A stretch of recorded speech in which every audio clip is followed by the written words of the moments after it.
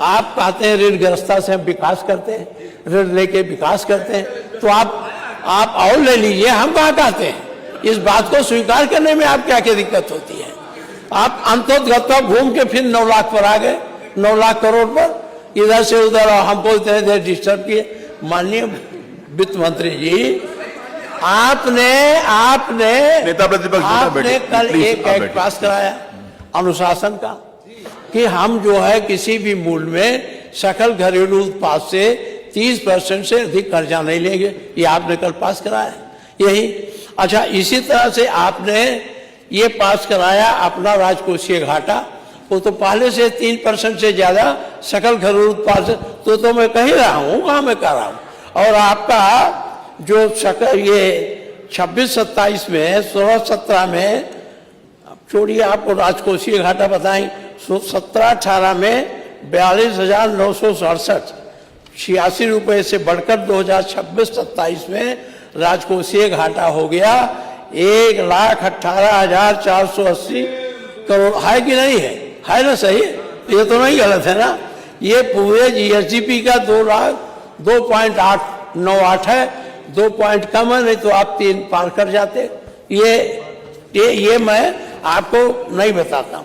आपने प्रति व्यक्ति आय में कही है, प्रति व्यक्ति आय आपने आपकी बताया 1,20,000 हमारा हो गया, लेकिन वो ठीक है। और प्रदेशों को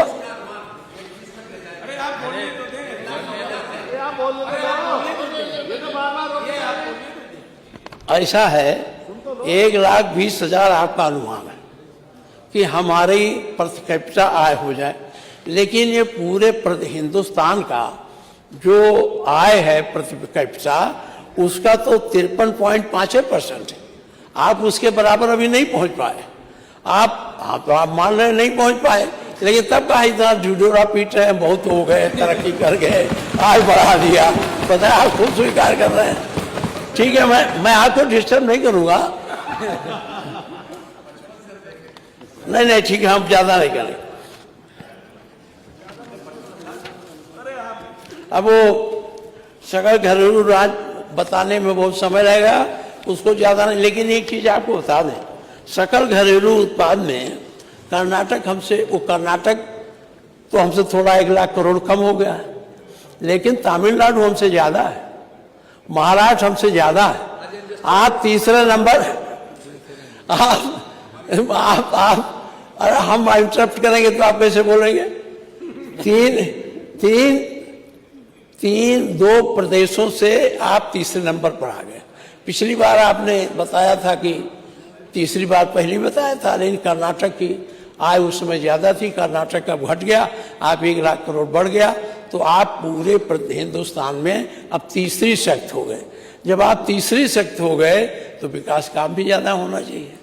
हम लोग, माननीय मुख्यमंत्री जी, हमारा जो समाजवादी पार्टी का बजट था वो 3 लाख करोड़ कुछ था, लेकिन हम लोगों ने कितने काम किए? हम लोगों ने उसे बहुत काम किया। अब उस कामों की सूची हम नहीं देंगे, क्योंकि आप यहाँ तो जो बोलने खड़े होते हैं वो वही 12-13 से शुरू करते हैं, ये नहीं किया वो नहीं। लेकिन आपको बताओ, उस पैसे में इकाना जैसा स्टेडियम बना, इकाना उसी में बना था।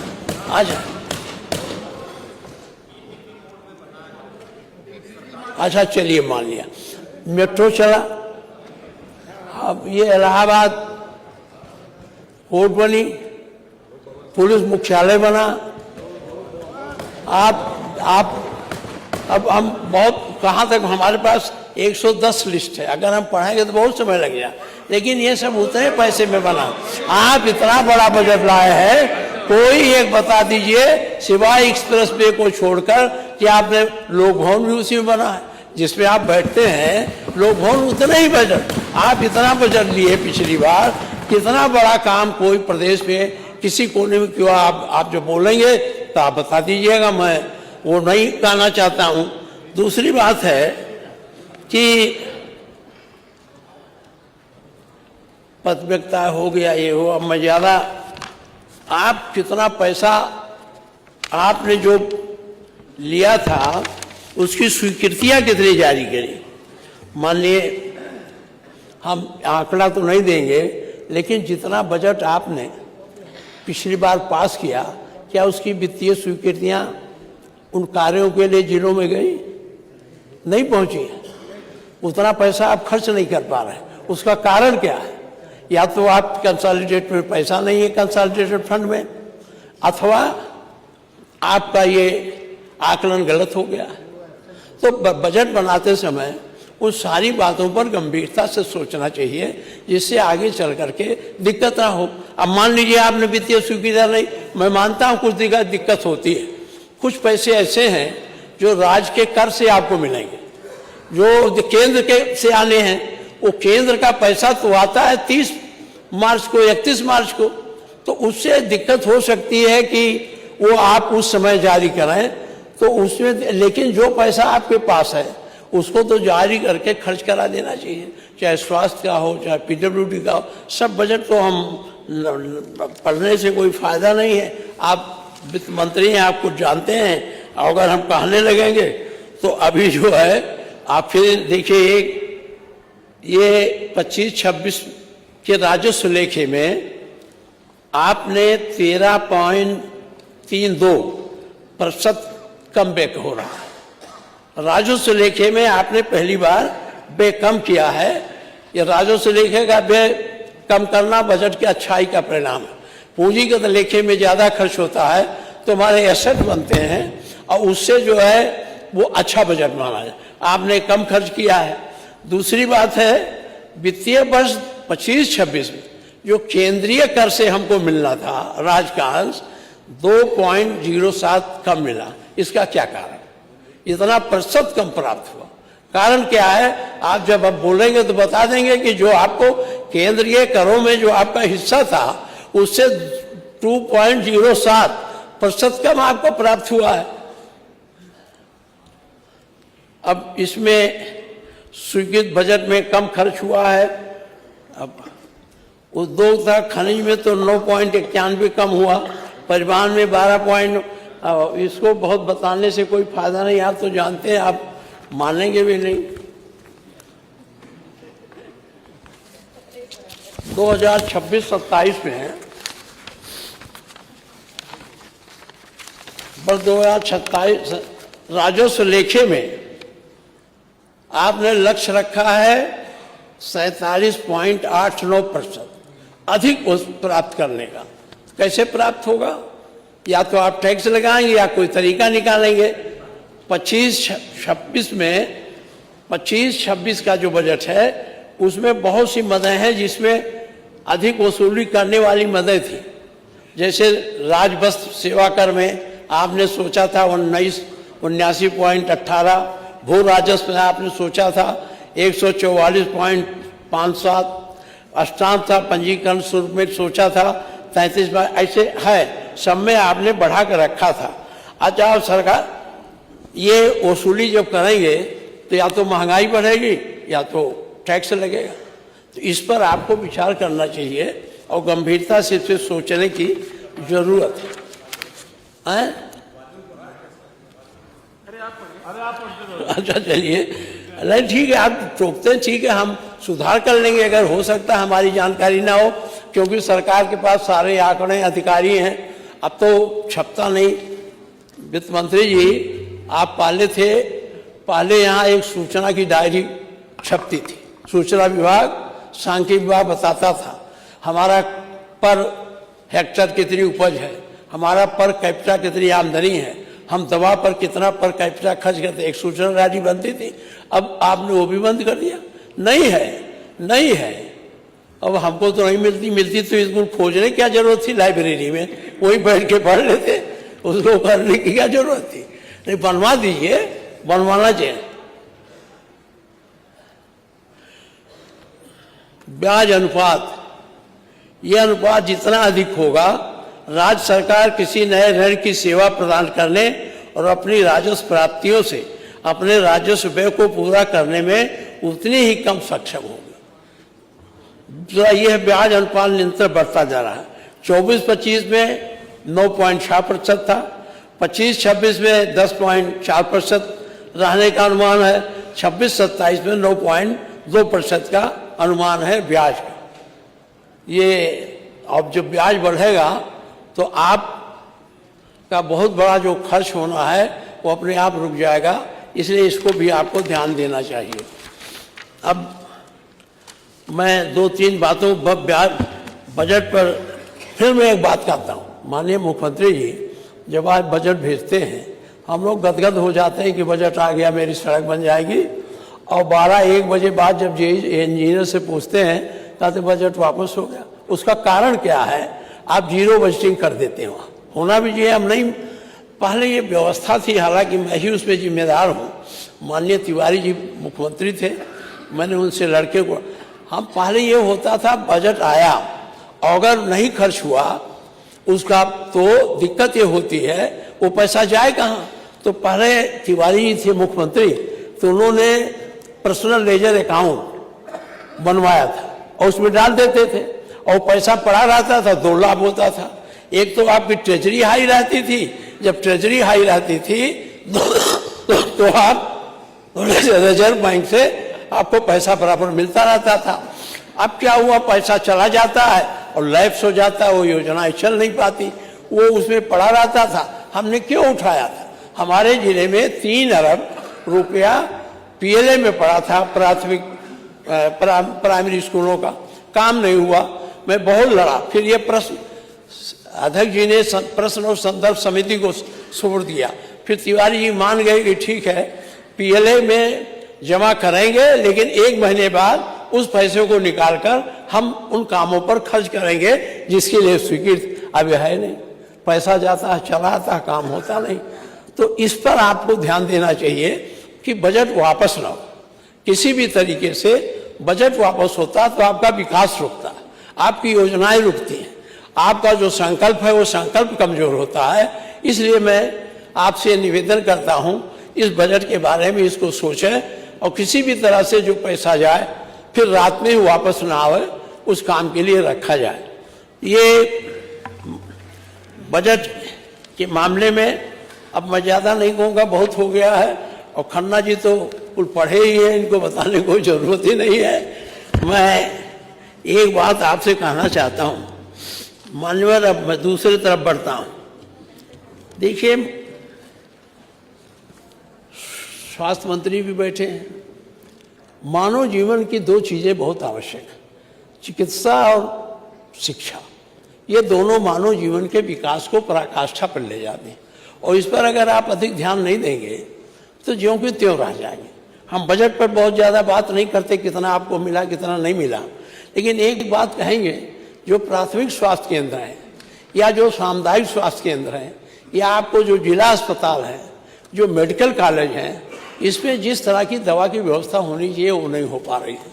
आप सामुदायिक स्वास्थ्य केंद्र पर तो आपने ट्रस्ट की व्यवस्था करा दी है, हमारे अस्पताल में भी है, क्योंकि उत्तर प्रदेश में 1-2 स्वास्थ्य केंद्र जब सामुदायिक स्वास्थ्य केंद्र बने थे, रमाशंकर कौशिक जी स्वास्थ्य मंत्री थे, तो उनसे मांगकर एक अपने लिए ले गए थे, क्योंकि वो हमारा सबसे बड़ा पुराना था। अब तो बिल्डिंग भी गिरा के नहीं बनने जाए, वहाँ है, लेकिन अगर स्वास्थ्य इसमें डॉक्टर नहीं उपलब्ध हैं, आपको सर्जन नहीं मिल रहे हैं, ऑपरेशन करने वाले नहीं मिल रहे हैं, और आपने ये यूक्रेन से और मॉस्को से और जहाँ से पढ़ के लड़के आए हैं उनको आपने अभाव में नहीं, आपके एमबीबीएस मिले लखनऊ के, कानपुर के, आपने उनको रख लिया।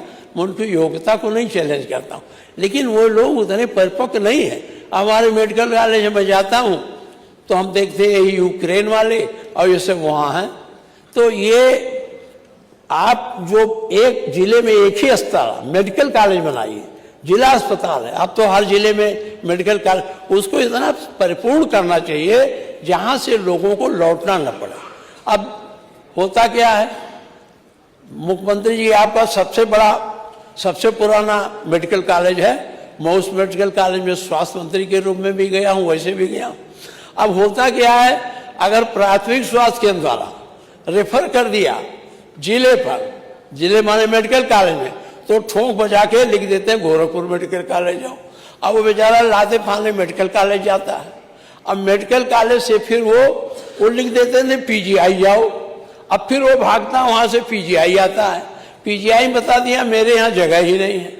तो इस प्रकार की जो प्रवृत्ति बढ़ रही है डॉक्टर लोगों की, अब गोरखपुर तो इतना पुराना मेडिकल कॉलेज है, वहाँ तो अच्छे डॉक्टर होंगे, वो क्यों रेफर कर देते हैं? इस पर मैं आपसे ये आग्रह करता हूँ, इसको आप देखें, ये रेफर करने वाली पर पार्टी खत्म हो। दूसरी बात, आप यहाँ भी कुछ संविदा पर हैं, आउटसोर्सिंग हैं, तो बेचारे क्या करें, वो तो रोज हमसे मिलते ही हैं। अब हमारे यहाँ एड्स की देख रेख के लिए आपने कर्मचारी रखे हैं संविदा पर। होता क्या है, जब उनके अधिकारी नाराज हो जाते हैं तो पद से उनका निकालते हैं रिजल्ट और उनको बाहर कर देते हैं। तो ये जो संविदा कर्मी हैं स्वास्थ्य में, तो कम से कम संविदा कर्मी न रखें। अब मेडिकल कॉलेज में संविदा कर्मी, पैरा मेडिकल सब संविदा पर आएंगे तो उतनी कायदे से काम नहीं करेंगे, परिणाम क्या होता है, भ्रष्टाचार आ जाता है। अब देखिए, जो संविदा कर्मी एक्सरे के लिए है, जरा सा झगड़ा हुआ फौरन आदमी पहुंच जाता 325 बनाने के लिए। अब वो क्या करते हैं, यहाँ एक बाल रख देंगे और इसके बाद चाहे टूटा हो चाहे ना टूटा हो, एक्सरे बना के दे देंगे, रुपया ले लेंगे। तो अगर अस्थायी कर्मचारी रहेगा तो दबाव में रहेगा, वो डरते नहीं है। इसलिए मेरा आपसे आग्रह है स्वास्थ्य विभाग में कम से कम आउटसोर्सिंग और संविदा के कर्मचारी न रखिए, और चाहे जहाँ रखिए, क्योंकि ये हमारे जीवन और उसका संबंध है। इसमें इसके नाते ये होगा कि हम जो है कम से कम हमारा स्वास्थ्य ठीक रहेगा। दूसरी बात है कि आप यहाँ अब डॉक्टर तो है नहीं, मेडिकल कॉलेज आपने तमाम खोल दिया। हम आपसे रिक्वेस्ट किए, वहाँ बेहोशी वाला डॉक्टर नहीं था, ऑपरेशन कैसे हो, तो आपसे जब कहा तो आपने एक किराए का मंगा दिया, परमानेंट नहीं भेजा। वो सबके यहाँ पैसा लेके करते थे, वो आ गए। तो इस सब देखिए, एक ही इस कॉलेज को अब कितनी भीड़ है, लोहिया में कितनी भीड़ है मेडिकल कॉलेज में, कि तो अगर ये हमारे जिला अस्पताल या जिले के जो मेडिकल कॉलेज हैं ये अगर बढ़ें तो यहाँ आने की जरूरत नहीं है। पहले हमारे यहाँ कोई बीमार होता था तो उसकी फाइनल दवा मेडिकल कॉलेज गोरखपुर में होती थी, लखनऊ नहीं आना पड़ता था। पीजीआई से भी, लोहिया से भी बाबा राघवदास मेडिकल कॉलेज पुराना है, बहुत पुराना है, वहीं से हम लोगों की दवा होती थी। लेकिन अब वो भी हम लोगों को भेज देता है। अब भेजने में क्या होता है, पूरा परिवार तहस नहस हो जाता, वहाँ जगह नहीं मिलती। तो माननीय मुख्यमंत्री जी, जरा इन दलालों को पकड़वाइए, आप तो बहुत पकड़ते हैं इस हमको। ये दलाल खड़े रहते हैं, उठा के ले जाके उनके घर में डाल देते हैं। ये जो नर्सिंग होम खोले हैं, और वो दवा लिखते लिखते वो जब मर जाते हैं तो लाश भी नहीं देते, कहते हैं हमारा 2 लाख बाकी दे के जाओ। तो कम से कम इन अस्पतालों को भी आप चेक करिए कि कितना। आपने बताया था आप आयुष्मान कार्ड की आप जांच करा लें, तो ये जो हैं छोटे अस्पताल, वो सबसे ज्यादा एक बार एक आदमी लेके आता है, चाहे जो बीमारी हो, 5 लाख खर्च कर लेते। वो बेचारा भाग के लौट के चला जाता है हमारे पास। हमने कहा पैसा खत्म हो गया, पीजीआई ले चलो। तो आपने हम लोगों को दिया तो उसमें तो कुछ दे देते हैं, लेकिन इस व्यवस्था को आप ठीक करिए जिससे ग्रामीण आदमियों को, गांव के रहने वालों को भी सुविधा मिले।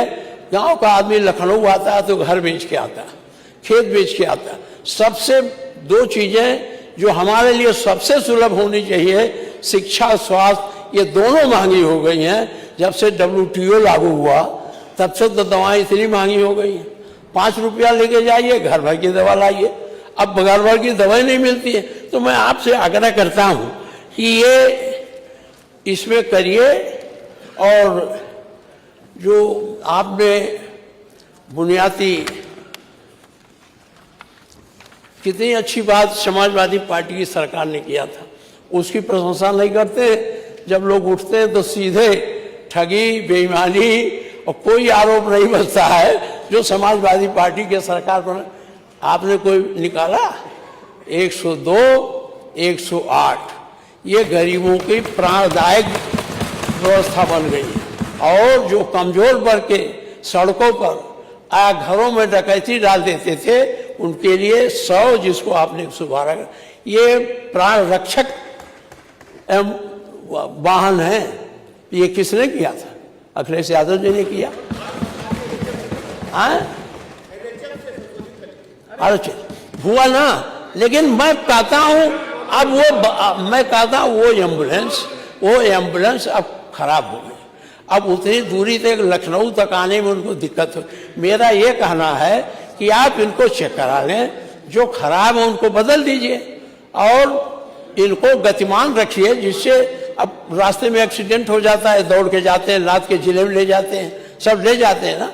तो इसको पुराने बहुत हो गए, हम जाते हैं कुछ जर्जर हैं, चलते नहीं, कहता भाऊ हम मुख्यालय से जा ही नहीं पाएंगे, लखनऊ जाए। तो इसको आपसे निवेदन है, इसको जांच करा लीजिए और इसको ठीक कराइए। पैरामेडिकल और डॉक्टर की कमी हो आप पूरे नहीं कर सकते, क्योंकि आपके पास इतने मेडिकल कॉलेज आप जब हो गए हैं, जब ये निकलेंगे 5 साल बाद, तब डॉक्टर की कमी नहीं रह जाएगी। अभी तो डॉक्टर की कमी है।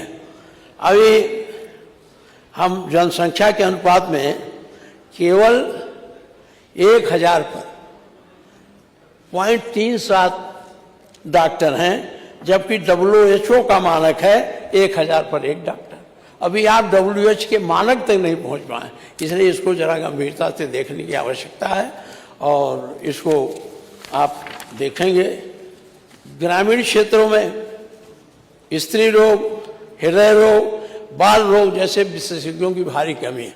मैं जानता हूं डॉक्टर बड़े हो जाते हैं, जब झोला छाप डॉक्टर 1000 रुपया रोज कमा लेता है, कुछ पढ़ा नहीं तो पढ़ा लिखा तो कमाएगा। इनको उतनी वेतन तो दे नहीं सकते, क्योंकि आपका एक नियम है, इसके नाते डॉक्टर आपके क्षेत्र में आते नहीं। इसलिए इनको जो है आप किसी भी तरह से चाहे हायर करके 2 घंटा 4 घंटा अस्पताल में बैठवाइए, जिससे मरीजों को देख सके। मान लीजिए आपके पास नहीं है तो अच्छे स्पेशलिस्ट क्षेत्र में हैं, उन्हीं को कुछ पैसा देकर रख लें, जैसे सबको रखते हैं, तो इससे आपको हो जाएगा।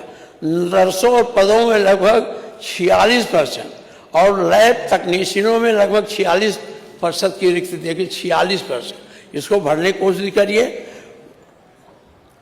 बिस्तरों की कमी है, वो सब छोड़िए। बस इतने, आपको ज़्यादा कहेंगे तो वैसे आप बहुत इस समय मेहनत कर रहे हैं, तो मैं आपको नहीं दौड़ाऊंगा। आपसे निवेदन करता हूं, बाबा हंस रहे हैं मुख्यमंत्री जी, मैं आपसे इतना निवेदन करूंगा कि आप थोड़ा हम लोगों की तरफ भी आइए। अभी ये उन्नाव हरदोई न देखिए सबसे बड़ी जटिल बीमारियां पूर्वी उत्तर प्रदेश में है, क्योंकि यहाँ पानी की समस्या है। वो पानी नहीं मिल पा रहा है जो हमारे स्वास्थ्य के लिए आर्सेनिक पानी है, कहीं ब्लॉक में कुछ है। तो वहाँ थोड़ा एक बार आप दौरा कर लेंगे और CT स्कैन और ये आप MRI तो आप सामुदायिक स्वास्थ्य केंद्र पर कुछ पहुँचा दिए हैं, इसको सब जगह पहुँचा दीजिए। ये मैं हमारे यहाँ कुछ है, इसलिए मैं झूठ नहीं बोलता ना, मैं झूठी आलोचना करता हूँ, मेरी आदत नहीं है। और इसलिए वहाँ जो सामुदायिक स्वास्थ्य केंद्र है, एक बार कोशिश करिए। जिले में तो CT स्कैन है, लेकिन यहाँ CT स्कैन हो जाए, MRI हो जाए, सामुदायिक स्वास्थ्य नहीं सब है। जो बड़े अस्पताल है जैसे हमारा सामुदायिक स्वास्थ्य केंद्र, 500 आउटडोर के मरीज पर डे आते हैं, कम से कम 500। आप रिकॉर्ड मंगा के देख लीजिए, वो इटवा का इतना आते हैं। मेडिकल कॉलेज में भी आप देखिए, मेडिकल कॉलेज में कुछ ठेके पर हो गया। हमारे यहाँ के भी कुछ लोग ठेका उसमें लिए हैं, ये एक्सरे का, तो मैं उसमें नहीं कुछ कहता, ये है जब नहीं संसाधन उतरे हैं तो आप कहाँ से लाइएगा। अब इसलिए आपसे स्वास्थ्य के बारे में इतना मुझे कहा। अब मैं आता हूँ शिक्षा पर। शिक्षा में शिक्षकों की भारी कमी। अभी मंत्री जी के एक जवाब में आया था, प्राथमिक शिक्षा, अगर प्राथमिक शिक्षा बढ़िया नहीं होगी तो उच्च शिक्षा कभी अच्छी हो नहीं सकती।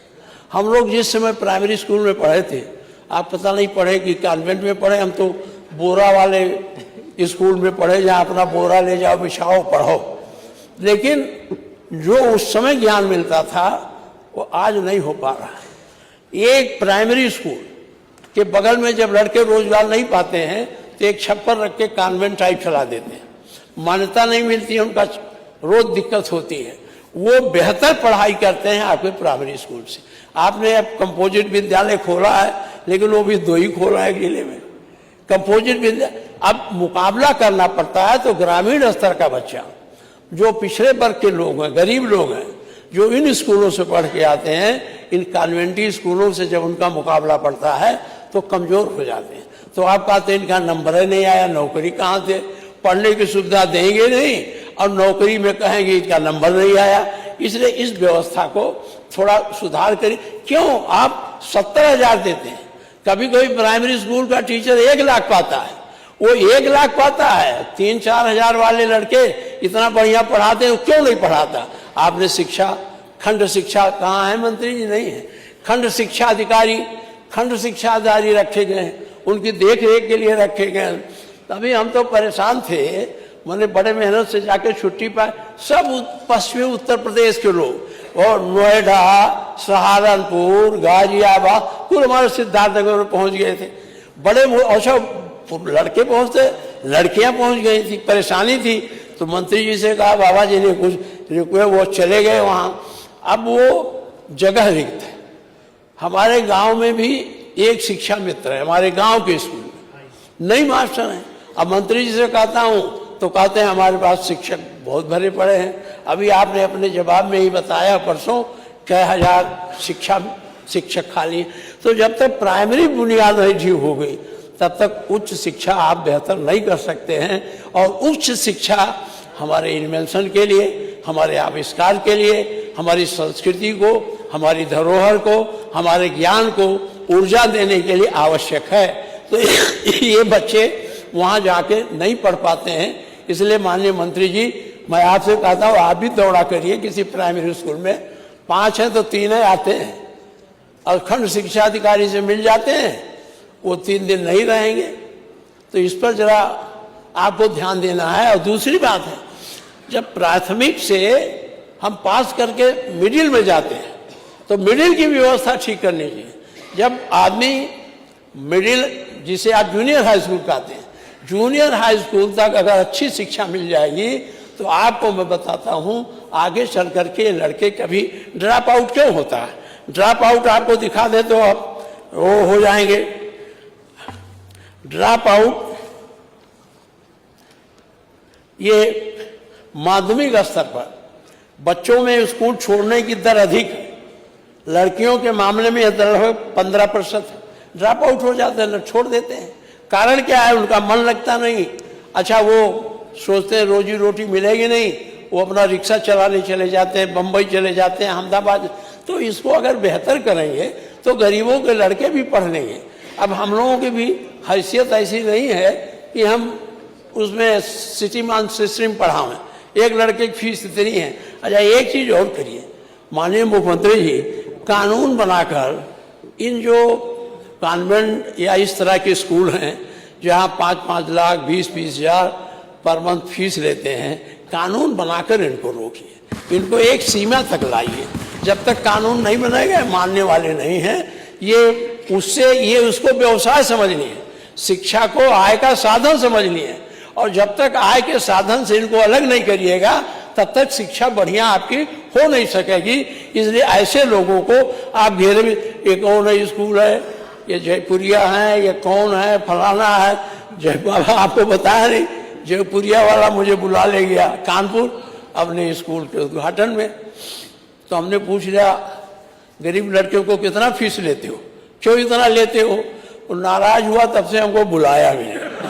कहा कि आप आए हैं हमारे स्कूल की वो देखने आए कि आए हैं बच्चों को संबोधित करने। तो ये है, आप गोरखपुर में है नहीं, कारमेल ओरमेल है नहीं, तो ये ऐसे नहीं जाएगा। वो संविधान के अधिकार का, जिन्हें अपनी जो कॉन्वेंट या स्कूल चलाने का अधिकार उन्हें मिला है कि वो अपने हिसाब से स्कूल चलाएंगे, उसका दुरुपयोग करते हैं, लाभ उठाते हैं। आपकी लखनऊ यूनिवर्सिटी लेती है फीस थोड़ा, आई एक आप गलगोटिया पूछ लीजिए कितना फीस हो, तो अपने खोज ले आया, पता नहीं कहाँ कुत्ता कि हमने बनाया है, आ गया जाए। यही सब यूनिवर्सिटियां हैं। जब इनको यूनिवर्सिटी बनाने का विधेयक आया था तो खड़ा होकर मैंने विरोध किया था, ये सब मत करो। ये जितने आप यूनिवर्सिटी दिए जा रहे हो ये शिक्षा के विस्तार के लिए नहीं है, इन पूंजीपतियों को बढ़ाने के लिए। इनकी पूंजी बढ़ेगी, उससे शिक्षा कम बढ़ेगी, ये इनकी पूंजी ज्यादा बढ़ जाएगी। इसलिए मैं आपसे एक निवेदन करता हूं कि एक कानून बनाइए। हम तो अब समय नहीं, इन्हें मैं प्राइवेट बिल लाता, बल्ब गिर जाता कोई बात नहीं, लेकिन एक बिल बनाकर एक औसत स्कूल जो है उनकी फीस आप निर्धारित कर दें। हम जब ये यूनिवर्सिटी बिल आता था मैं संशोधन कर देता था कि आप तो सब रहेंगे लेकिन राज्य कर्मचारी, एक रजिस्ट्रार सरकार का रहेगा, फाइनेंशियल अधिकारी सरकार का रहेगा। राकेश दत्त त्रिपाठी हमसे कहते कौन यूनिवर्सिटी चलाएगा, आप कौन संशोधन ले आए हो? हमने कहा भाई जब खाली पैसे कमाना है, शिक्षा का महत्व नहीं रह जाएगा, गरीब कहाँ पाएगा? दो मुकाबला हो रहा है, एक बड़ा शिक्षा, एक छोटा शिक्षा। बड़ा शिक्षा वाला आईएएस, छोटा शिक्षा वाला रिक्शा चालक, टेम्पो चालक। ये दो प्रकार की संस्कृति क्यों पैदा की जा रही है? इसमें कानून बना के आपको इसको रोक